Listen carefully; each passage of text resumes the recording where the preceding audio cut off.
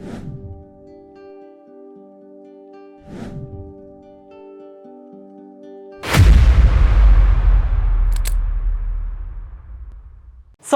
ನಮಸ್ತೆ Karnataka, welcome to TD academy. ಇವತ್ತು ನಾನು ನಿಮಗೆ ತಿಳಿಸ್ಕೊಡಕ್ಕೆ ಹೋಗ್ತಿರೋಂಥದ್ದು ATM ಅಂದರೆ debit card and credit card ಈ ಒಂದು ವಿಷಯದ ಬಗ್ಗೆ ತಿಳಿಸ್ಕೊಡಕ್ಕೆ ಹೋಗ್ತಿದ್ದೀನಿ. ಈ ಒಂದು ವಿಷಯನ ನಿಮಗೆ ಕಂಪ್ಲೀಟಾಗಿ ಬೇಕಿತ್ತು ಅಂತಂದರೆ ಈ ಒಂದು ವಿಡಿಯೋನ ಕಂಪ್ಲೀಟಾಗಿ ವಾಚ್ ಮಾಡಿ. ATM ಅಂದರೆ ಆಲ್ಟರ್ನೇಟೆಡ್ ಟೆಲ್ಲರ್ ಮಷಿನ್. ಅಂದರೆ ಇದನ್ನು ಫಸ್ಟ್ ATM ಮಷಿನನ್ನು ಕಂಡುಹಿಡಿದಂಥದ್ದು 27ನೇ ತಾರೀಕು ಜೂನ್ 1967 ಇದು ಎನ್ಫೀಲ್ಡ್ ಅನ್ನೋದು ಅಂದರೆ ಲಂಡನ್ನಲ್ಲಿ ಇದನ್ನು ಫೌಂಡ್ ಅಂದರೆ ಕಂಡುಹಿಡಿಯಲಾಯಿತು. ಇದನ್ನು ಕಂಡುಹಿಡಿದಂಥವ್ರು ಜಾನ್ ಶಫರ್ಡ್ ಬ್ಯಾರನ್ ಅವರು the father of ATM machine ಅಂತ ಕರೀತಾರೆ. ಅಂದರೆ ಇವರು ಈ ಒಂದು ಮಷಿನನ್ನು ಕಂಡುಹಿಡ್ತಿರ್ತಾರೆ. ಇವರು ಹುಟ್ಟಿದ್ದು 23ನೇ ತಾರೀಕು ಜೂನ್ 1925 ಪ್ಲೇಸ್ ಹೇಳೋಕ್ಕೆ ತುಂಬ ಖುಷಿ ಆಗುತ್ತೆ. ಏನಪ್ಪ ಅಂತಂದರೆ ಶಿಲ್ಲಾಂಗ್ ಅಂದರೆ ಮೇಘಾಲಯದಲ್ಲಿ, ನಮ್ಮ ಹೆಮ್ಮೆಯ ಭಾರತದಲ್ಲಿ ಇವರ ಒಂದು ಜನನ ಆಗಿರುತ್ತೆ. ಸೊ ಹಾಗಾದರೆ ಡೆಬಿಟ್ ಕಾರ್ಡ್ ಅಂದರೆ ಒಂದು ಎಕ್ಸಾಂಪಲ್ ಪ್ರಕಾರ ಪ್ರಿಪೇಯ್ಡ್ ಸಿಮ್ ಅಂತ ಇದನ್ನು ನಾವು ಕರಿಬೋದು. ಹೇಗೆ ಅಂತಂದರೆ, ಯಾಕೆ ಇದನ್ನು ನಾನು ಪ್ರಿಪೇಯ್ಡ್ ಸಿಮ್ ಅಂತ ಕರಿತೀನಿ ಅಂತಂದರೆ, ನಾವು ಪ್ರಿಪೇಯ್ಡ್ ಸಿಮ್ಮಲ್ಲಿ ಏನು ಮಾಡ್ತೀವಿ, ನಮಗೆಲ್ರಿಗೂ ಗೊತ್ತಿರೋ ಹಾಗೆ ನಾವು ಒಂದು ರಿಚಾರ್ಜನ್ನು ಮಾಡ್ತೀವಿ. ಆ ಒಂದು ರಿಚಾರ್ಜಲ್ಲಿ ಏನಿರುತ್ತೆ 1 month 2 months 3 months 6 months yearly wise ನಾವು ಮುಂಚೆನೇ ರಿಚಾರ್ಜ್ ಮಾಡ್ತೀವಿ. ಆ ರಿಚಾರ್ಜ್ ಏನಕ್ಕೆ ಮಾಡ್ತೀವಿ, ಒಂದಿಷ್ಟು ಡೇಟಾಗಳನ್ನು, ಒಂದಿಷ್ಟು SMS ಯೂಸ್ ಮಾಡೋದಕ್ಕೋಸ್ಕರ ಅಥವಾ ಕಾಲ್ಸ್ ಮಾಡೋದಕ್ಕೋಸ್ಕರ ಇಂತಿಷ್ಟ ಪ್ಯಾಕೇಜ್ ಅಂತ ಇರುತ್ತೆ.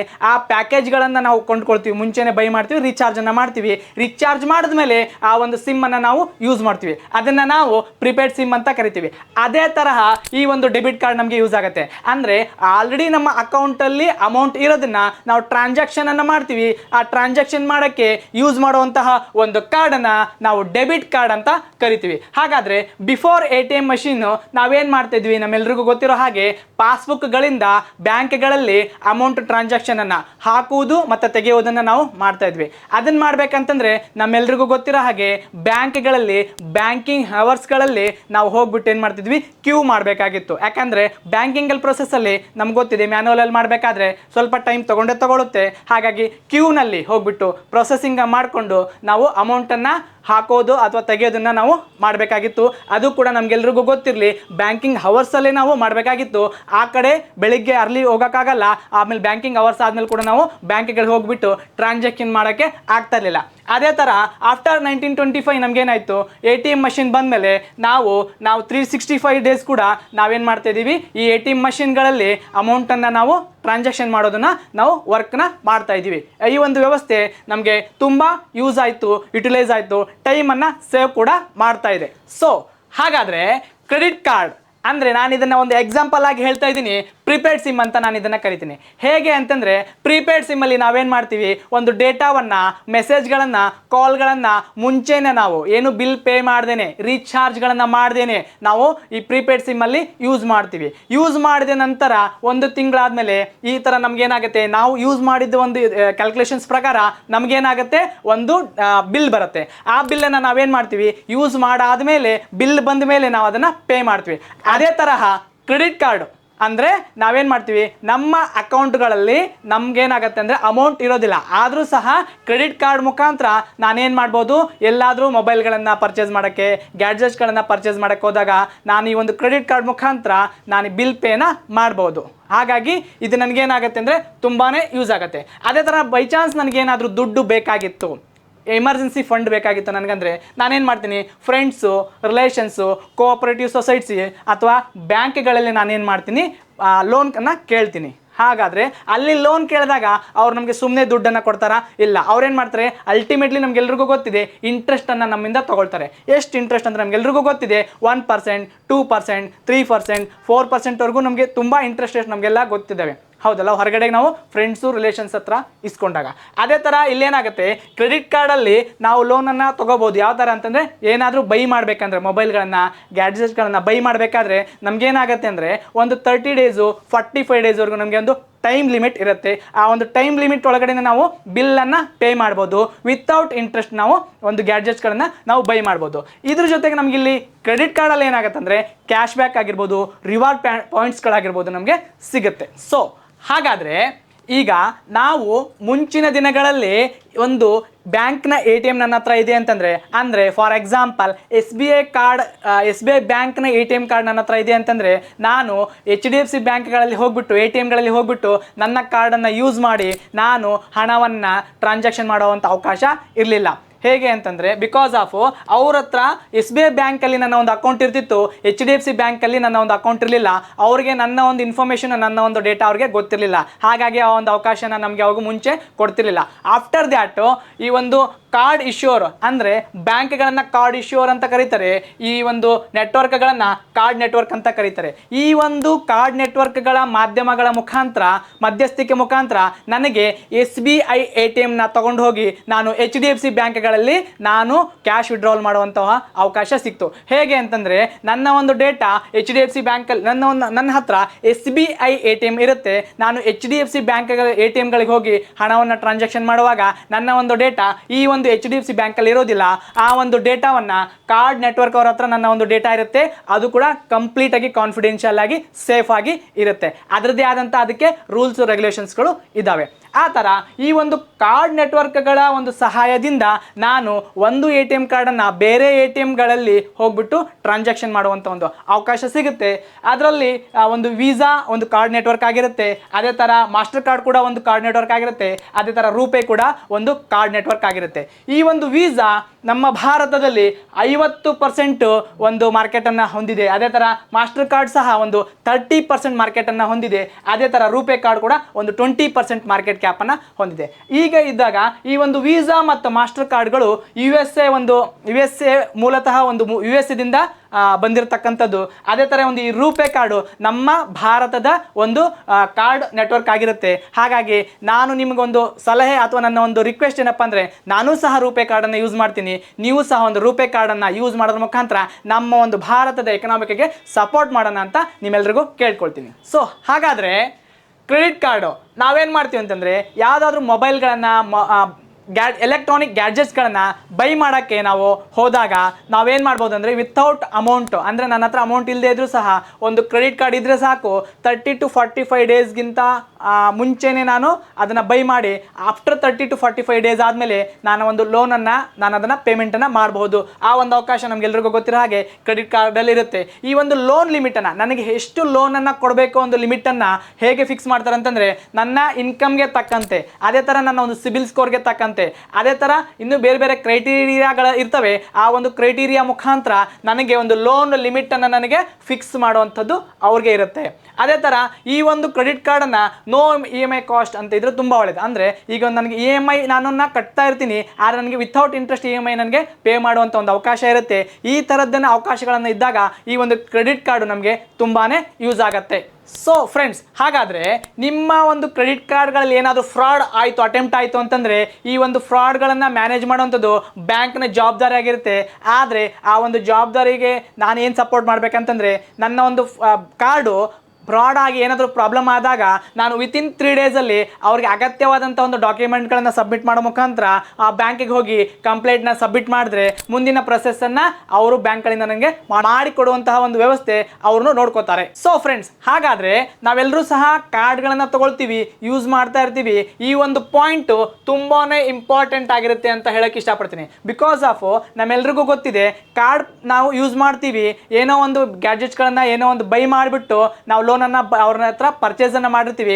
ಆದರೆ ನಾವು ಆಫ್ಟರ್ 30 ಡೇಸ್ ಆದಮೇಲೆ ನಾವೇನು ಮಾಡ್ತೀವಿ ಅಂದರೆ, ಮಿನಿಮಮ್ ಡ್ಯೂ ಮತ್ತು ಔಟ್ಸ್ಟ್ಯಾಂಡಿಂಗ್ ಅಮೌಂಟ್ ಅಂತ ಶೋ ಮಾಡ್ತಾ ಇರುತ್ತೆ. ಅದ್ರಲ್ಲಿ ನಾವೇನು ಮಾಡ್ತೀವಿ ಅಂದರೆ, ಗೊತ್ತಿಲ್ಲದೇ ಕೆಲವೊಂದು ಸಾರಿ ತುಂಬ ಸಾರಿ ಇದಾಗಿರುತ್ತೆ, ಇದು ನಡೆದಿರುತ್ತೆ, ಮಿನಿಮಮ್ ಡ್ಯೂವನ್ನು ನಾವು ಪೇಮೆಂಟನ್ನು ಮಾಡ್ತೀವಿ.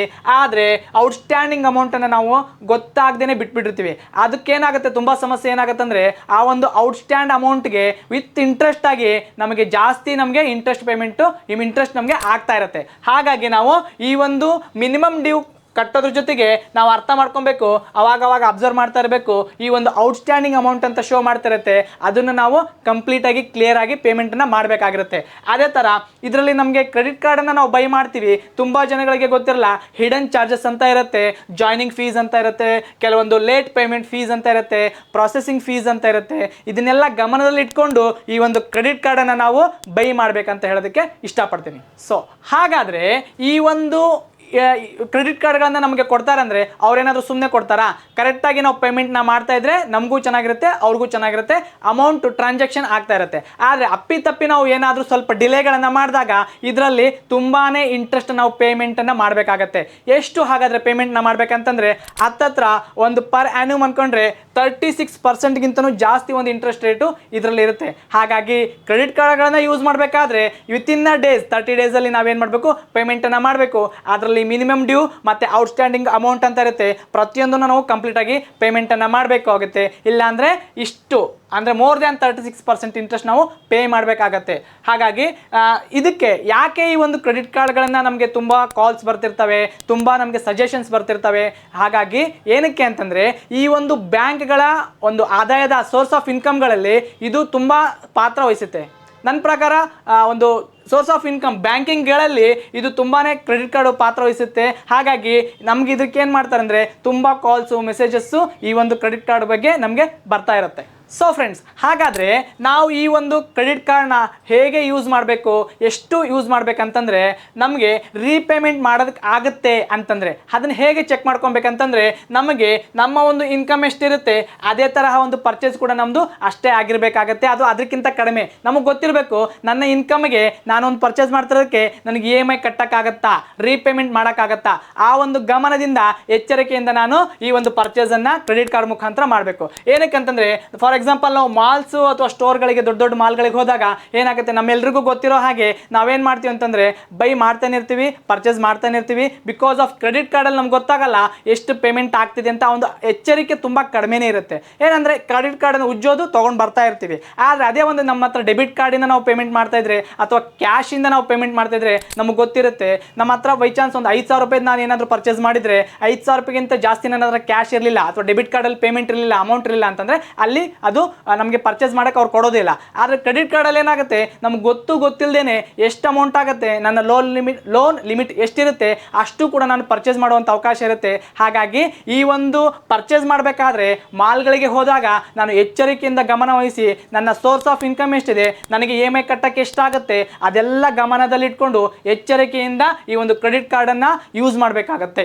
ಸೊ ಹಾಗಾದರೆ ನಮ್ಗೆಲ್ರಿಗೂ ಗೊತ್ತಿದೆ ರೀಪೇಮೆಂಟ್ ಈಗ ನೆಕ್ಸ್ಟ್ ವರ್ಷ ಬಂದುಬಿಟ್ಟು ರೀಪೇಮೆಂಟ್ ಮಾಡೋಕ್ಕೆ ಆಗುತ್ತಾ ಇಲ್ವಾ, ನನಗೆ ಸೋರ್ಸ್ ಆಫ್ ಇನ್ಕಮ್ ಎಷ್ಟಿದೆ, ನಾನು ಎಷ್ಟು ಪರ್ಚೇಸ್ ಮಾಡಬೇಕು, ನನಗೆ EMI ಕಟ್ಟಕ್ಕೆ ಎಷ್ಟಾಗುತ್ತೆ ಅನ್ನೋದನ್ನು ನೋಡ್ಕೊಂಡಿರ್ತೀವಿ. ಹಾಗಾದರೆ ಎಷ್ಟೋ ಸಲ ನನಗೆ ಪೇಮೆಂಟನ್ನು ಕರೆಕ್ಟಾಗಿ ನಾನು ಕಟ್ತಾ ಇರ್ತೀನಿ, ಪರ್ಚೇಸಿಂಗ್ ಸಹ ನಾನು ಗಮನದಲ್ಲಿ ಇಟ್ಕೊಂಡು ಎಚ್ಚರಿಕೆ ವಹಿಸಿ ನನಗೆ ಎಷ್ಟಾಗುತ್ತೆ ಅಷ್ಟೇ ನಾನು ಮತ್ತು ಪರ್ಚೇಸ್ ಮಾಡ್ತಾ ಇರ್ತೀನಿ. ಆದರೆ ಎಂಡ್ ಆಫ್ ದ ಡೇ ಕೆಲವೊಂದು ಸಾರಿ ನಾವು ಯಾಮಾರೋದು ಎಲ್ಲಿ ಅಂತಂದರೆ ನಾವು ಪೇಮೆಂಟನ್ನು ಕರೆಕ್ಟಾಗಿ ಡಿಸಿಪ್ಲಿನ್ ಆಗಿ ನಾವು ಡ್ಯೂ ಪೇಮೆಂಟ್ ಆವಾಗಲೇ ಏನು ಹೇಳಿದ್ನಲ್ಲ ಅದನ್ನು ನಾನು ಪೇ ಮಾಡೋದೇ ಇಲ್ಲ.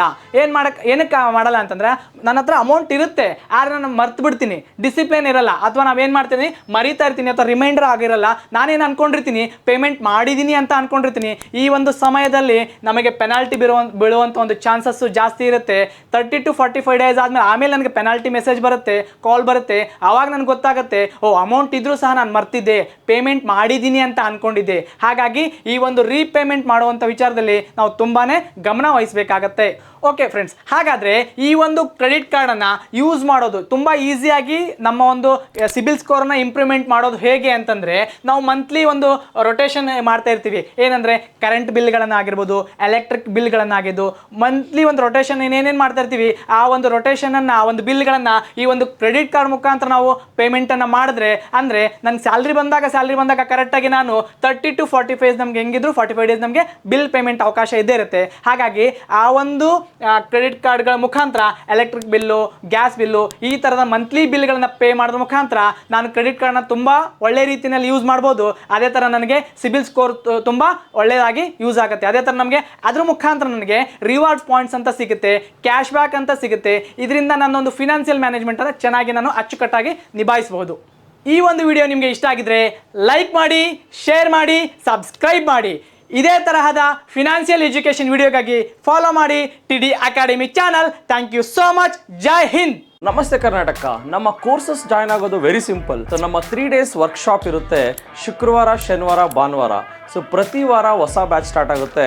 ಶುಕ್ರವಾರ 10 ಗಂಟೆಯಿಂದ 2 ಗಂಟೆ, ಶನಿವಾರ 10 ಗಂಟೆಯಿಂದ 5 ಗಂಟೆ, ಭಾನುವಾರ 10 ಗಂಟೆಯಿಂದ 5 ಗಂಟೆ. ಸೊ 3 ಬ್ರಾಂಚಸ್ ಇರುತ್ತೆ, ರಾಜಾಜಿನಗರ, ಯಲಹಂಕ ಮತ್ತು JP ನಗರ. ನಿಮ್ಗೆ ಯಾವ ಬ್ರಾಂಚ್ ಹತ್ರ ಆಗಿರುತ್ತೋ ನೀವು ಅಲ್ಲಿ ಹೋಗಿ ಕೋರ್ಸಸ್ ಜಾಯ್ನ್ ಆಗ್ಬೋದು. ಸೊ ನೀವು ನಮ್ಮ ನಂಬರ್ಗೆ ಕಾಲ್ ಮಾಡಿ, ಸೊ ಅವರು ನಿಮಗೆ 500 rupees ಅಡ್ವಾನ್ಸ್ ಬುಕ್ಕಿಂಗ್ ಅಂತ ಮಾಡಿಸ್ಕೋತಾರೆ, ಸೊ ದಟ್ ನಿಮ್ಮ ಸೀಟ್ಸ್ ಬುಕ್ ಆಗಿರುತ್ತೆ. So most of the time seats house full ಆಗಿರೋದ್ರಿಂದ ಫಸ್ಟೇ ನೀವು ಸೀಟ್ ಬುಕ್ ಮಾಡ್ಕೊಂಡು ಬರೋದು ತುಂಬ ಒಳ್ಳೆಯದು. ಸೊ ಥ್ಯಾಂಕ್ ಯು, ಸಿಗೋಣ ಇದೇ ಶುಕ್ರವಾರ.